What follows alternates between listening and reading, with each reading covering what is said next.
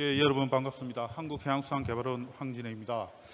오늘 제가 말씀드릴 내용은 한국 크루즈 산업 코로나19 대응 정책인데요. 단순히 코로나가 끝나는 것에 대한 크루즈 정책이 아니라 지금 현재 그 상황에서 한국 크루즈 산업이 어떻게 나가야 될 건가 하는 좀 중장기적인 시각에서 말씀을 드리도록 하겠습니다.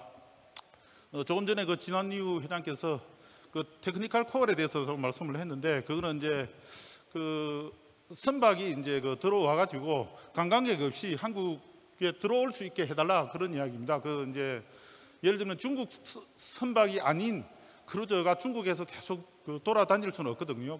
카보티지 때문에. 그래서 잠깐 한국을 왔다가 다시 물자를 공급받고 갈 수 있게 해달라고 하는 그런 부분들인데, 이 부분이 지금 현재 근거법이 좀 명확하지 않아서 그렇게 해결하지 못하고 있는데, 그 부분들은 저도 좀 빨리 해결이 좀 되었으면 좋겠다라고 생각을 합니다. 저 이야기를 하도록 하겠습니다. 말씀드릴 내용은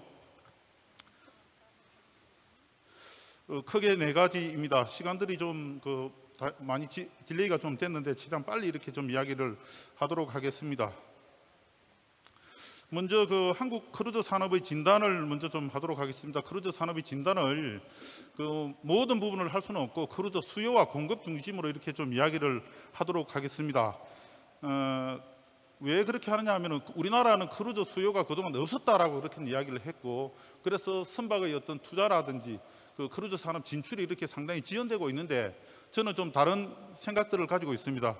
우리 KMI와 한국문화관광연구원이 일전에 크루즈 수요를 예측을 했는데, 잠재 수요가 220만에서 320만 정도 나왔고, 유효 수요가 35만, 51만 정도 나왔습니다. 이것은 실제 구매력이 있는 그런 숫자를 이야기를 하고 있습니다. 이 부분에 대해서 이견이 좀 있을 수 있다고 생각하는데, 국내 크루즈 수요가 풍부하지만은 크루즈 공급이나 정책의 미흡으로 실제 수요로 이렇게 연결되지 못하고, 지금 현재의 수요는 한 5만 명 정도 되는 걸로 나오고, 그것도 국내에서 출발하는 크루즈 수요는 2만 5천 명 정도에 불과합니다.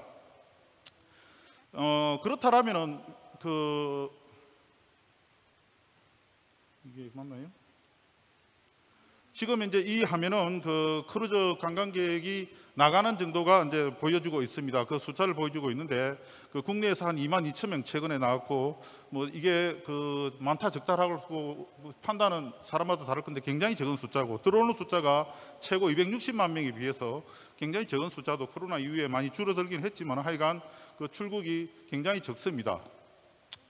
이 부분은 이제 인천항에서 나가는 숫자인데, 인천항에서 한 5천 명, 적게는 200명 정도도 나갔고요. 국내에 이제 출국으로 본다라면 인천이 한 5분의 1 정도의 규모를 가지고 있고, 입항은 우리가 260만 정도 들어올 때 인천이 한 2만 정도, 10분의 1 이하로 이렇게 들어오고 있습니다.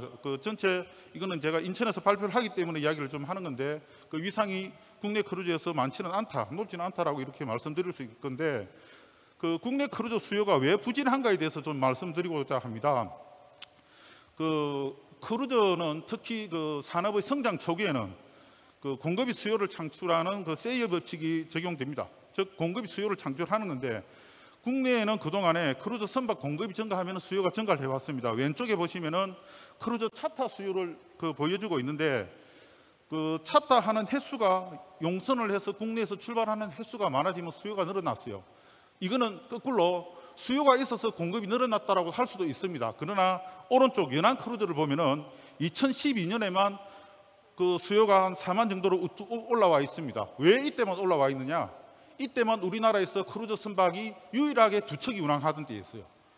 그전에는 전부 다 한 척이었습니다. 그러면은 앞뒤로는 크루즈가 어디 갔냐는, 수요가, 선박이 있어서 수요가 있었고, 선박이 없으면은 크루즈가 수요가 없는 그런 상황이라는 거죠. 이 부분은 우리나라와 다른 나라의 크루즈 관광 수요를 비교를 했습니다. 우리나라 인구가 5천만 명이 넘고 1인당 GDP가 3만 명 정도 됩니다. 국제 통계에서 4만 4천 명 정도가 크루즈 수요가 있다라고 이야기를 하는데, 우리나라보다 GDP가 조금 낮은 대만 인구도 적습니다. 2,300만, 1인당 GDP가 2만 5천 불인데 수요가 얼마나 되느냐면 39만 정도, 우리보다 10배가 많아요. 말레이시아 우리보다 GDP가 조금 낮고 인구도 우리보다 적습니다. 15만이 나갑니다. 홍콩, 싱가포르는 인구가 훨씬 적은데 소득은 좀 높죠. 그러면은 우리가 그동안에 이야기해왔던 크루즈 수요는 인구와 국민 소득이라고 하는데, 그 말이 이 표에 의하면 맞지가 않아요. 뭐가 결정을 하냐 하면은 한 나라에서 크루즈 수요를 결정하는 것은 크루즈를 탈 수 있는 기회가 얼마나 있느냐, 즉 자국에서 출발하는 크루즈 선박이 얼마나 있느냐 하는 겁니다. 최고 오른쪽에 모항 출항을 보면 한국이 44,000이 나갔을 때 14번의 모항 출항이 있었고, 대만은 220번에 있었어요. 말레이시아는 50번이 있었어요. 그 왼쪽에 크루즈 관광객 숫자와 거의 비슷한 그런 경험을 보여주고 있습니다. 굉장히 시사하는 바가 크다고 생각되고, 한국은 그동안의 크루즈 공급을 그 여행사에서 차탈을 하면서 한 번 내지 두 번 이렇게 최근에는 한 5번까지 올라왔습니다. 그러나 그 크루즈 시장의 성장에 차타사가 상당히 기여를 했지만은 폭발적으로는 끌어오지를 못했죠. 왜냐하면 리스크를 안고 있기 때문에 굉장히 안정적인 저는 차타를 해왔다고 생각을 합니다. 그러나 조금 더 우리가 크게 가져갈 필요도 있다는 좀 생각이 들고요. 그러면 한국에서 크루즈 선박의 공급이 왜 부진했느냐? 첫 번째로는 민간의 크루즈 선박 확보 투자 여력이 부족했다라는 거죠. 컨테이너 선박이 한 1,000억 정도 합니다. 22,000TU짜리가.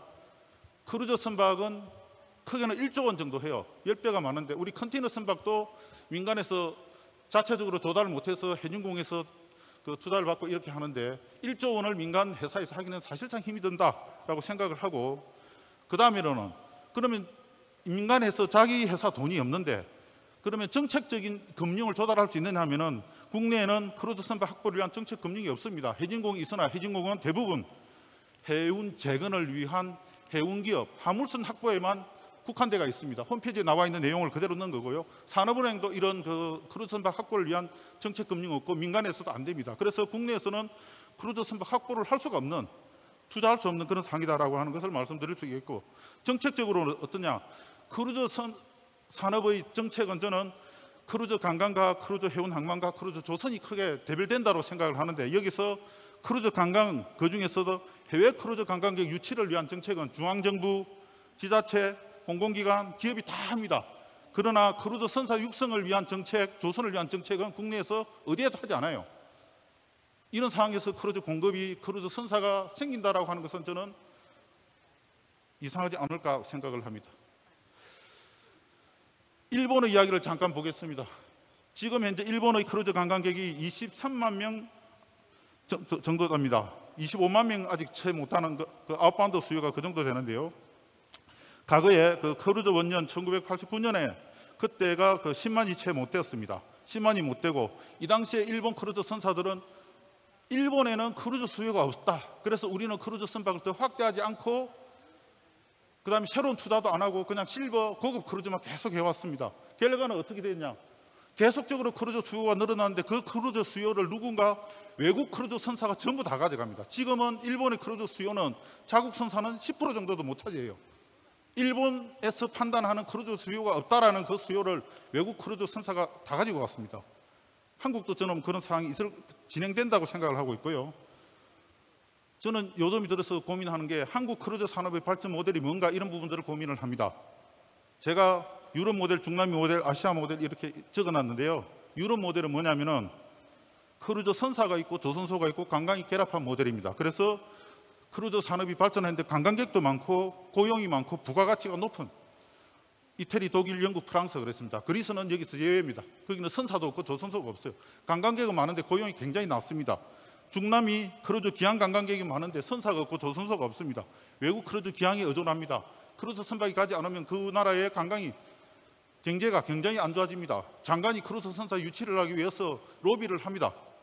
아시아 모델 일본, 중국, 대만 조금 다른데, 일본은 아까 좀 말씀드렸지만 선사와 조선소가 있는데 그 시장을 외국 선사에 지금 내놓고 있는 상황이고, 중국은 풍부한 내수와 이걸 바탕으로 해서 크루즈 선사와 조선을 육성해서 유럽 모델로 가려고 합니다.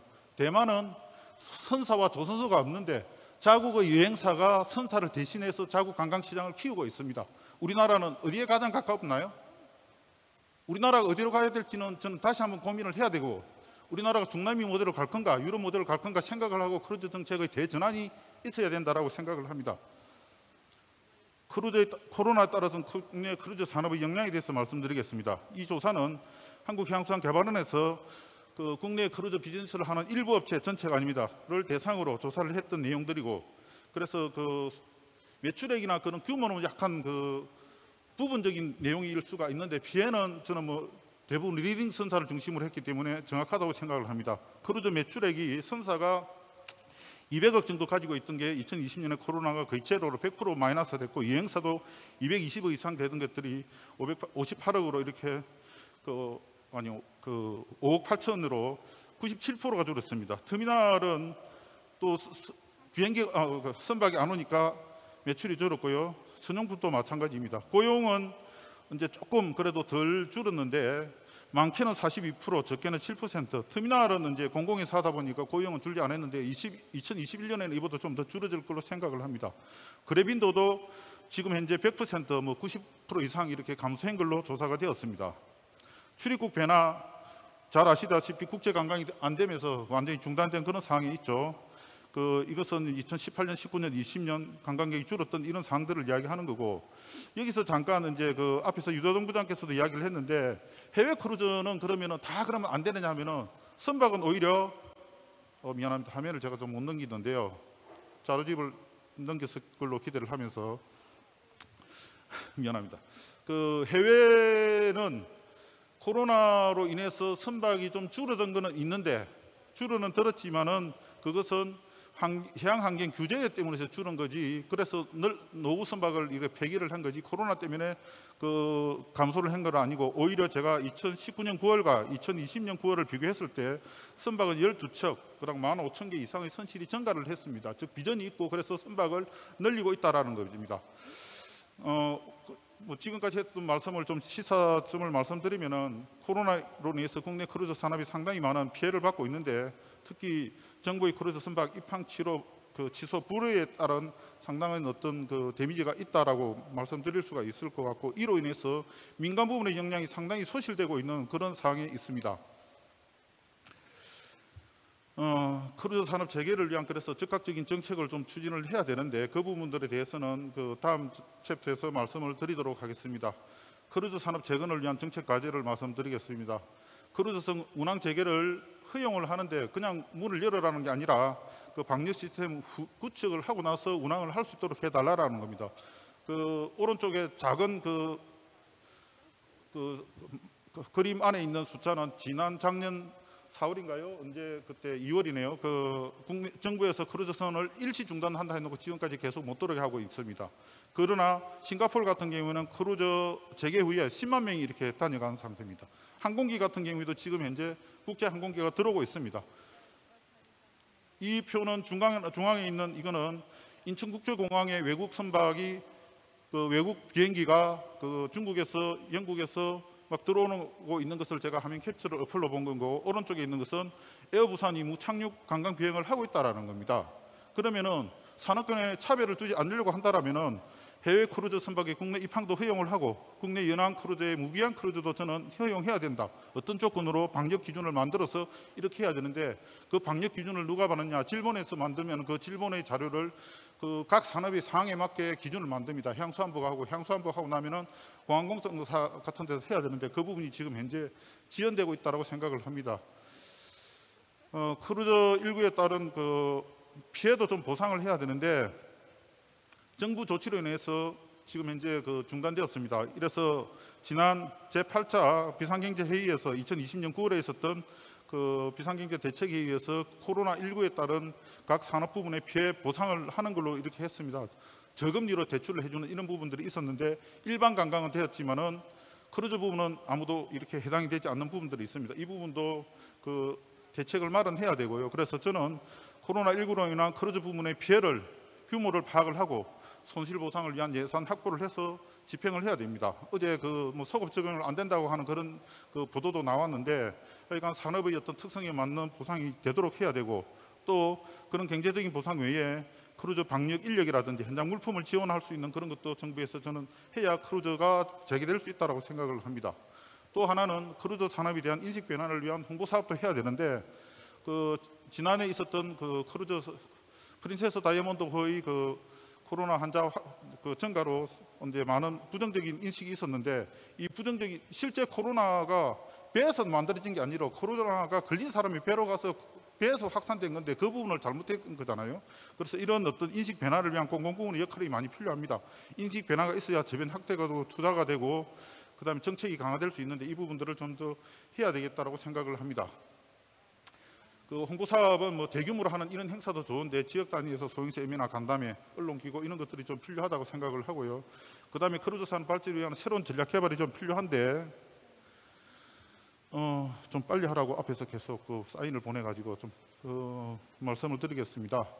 크루즈 회사를 좀 설립을 해야 되는데 앞에서 제가 국내에선 돈이 없다라고 이야기를 했습니다. 그러나 우리 지금 현재 그 단기 유동성 자본이 엄청나게 돈이 많이 있습니다. 크루즈로만 안 돌아오는 거죠. 다 부동산으로 가서. 그런데 그러면 민간에서 그 크루즈에 투자할 수 있는 그런 어떤 행태를 좀 해야 되는데 제가 이제 그 복잡한 그림이 만들어낸 크루즈 회사에 민간에서 선순위 투자를 하고 그다음에 후순위를 정부에서 이렇게 좀 투자를 할 수 있는 그런 행태로 하는 그 투자 구조 그림을 좀 만들고 거기에서 조선소에 발주를 하고 그다음에 이제 운항회사에서 그 선박을 빌려서는 이런 행태가 되어야 되는데 이 상당히 그 여러 가지 리스크가 있기 때문에 좀 국적 크루즈 회사 설립 추진단을 만들어서 추진을 할 필요가 있다라고 이렇게 생각을 합니다. 이렇게 해야 크루즈 선사가 설립되고 조선도 살고 되지 않을. 그리고 조선에 대해서 이야기를 좀 하면은 지금 우리나라 조선소가 계속적으로 여러분들 주식에 관심 갖고 있는 사람들 보시면은 조선소의 그 주식 주가가 굉장히 안 좋습니다. LNG 선박을 그렇게 수주를 해도 안 좋아요. 저가 수주를 해서 그런데 그리고 조선의 정책이 어떤 행태로 가느냐면은 캐파를 줄이는 구조조정 정책으로 가니까 지역 경제가 어렵고 고용이 줄어드는 이런 부분들인데 고부가가치선을 만드는데 그 고부가가치선 속에 크루즈 카페리, 여객선 이런 행태를 좀 만들어서 지정을 하고 우리나라에서 발주하는 그 크루즈가 수주될 수 있도록 그렇게 해야 된다고 생각을 합니다. 특히 우리가 LNG 선박을 잘 만들기 때문에 그 LNG 친환경 선박을 그 운항할 수 있도록 지금 만약에 그 에카 그 에미션 컨트롤 에어리어가 지금 인천에도 적용되고 있는데 그 크루즈 지금 현재 벙커 CO 들어오는 거 못 들어오잖아요. 그럼 어떻게 할 거냐라는 거죠. 다른 나라도 마찬가지고 그랬을 때 친환경 LNG 선박 크루즈가 들어올 수 있도록 우리나라에서 선제적으로 좀 준비를 할 필요가 있다 그렇게 생각을 합니다. 결론을 말씀드리겠습니다. 코로나19에 따른 여건 변화에 적극적으로 대응을 해야 되는데 계획도 바꾸고 방역 체계도 마련하고 그다음에 네트워크도 새롭게 해야 됩니다. 기항지가 다 바뀌고요. 그다음에 그 방역 체계가 되지 않은 데는 가지를 않습니다. 이런 재정비가 지금 현재 필요하다라고 생각을 합니다. 그런 부분들이 우리가 좀 적극적으로 해야 되고요. 그다음에 마지막 말씀을 드리면 지금은 한국 크루즈 산업이 어디로 갈 것인가 하는 부분들을 저는 결정하는 중요한 시기라고 생각을 합니다. 단순 기항지로 될 것이냐, 동북아의 크루즈 산업의 중심지로 될 것인가 하는 부분들은 정부에서 어떤 새로운 비전을 어떻게 갖고 또 민간에서는 어떤 투자를 하는가에 따라서 저는 달라질 걸로 생각을 합니다. 좀 제가 그 슬라이드를 맞춰서 넘기지 못해서 죄송하고요. 하여간 제 발표는 이 정도로 해서 마치도록 하겠습니다. 부족한 부분은 토론 시간에 나중에 설명을 다시 드리도록 하겠습니다. 감사합니다.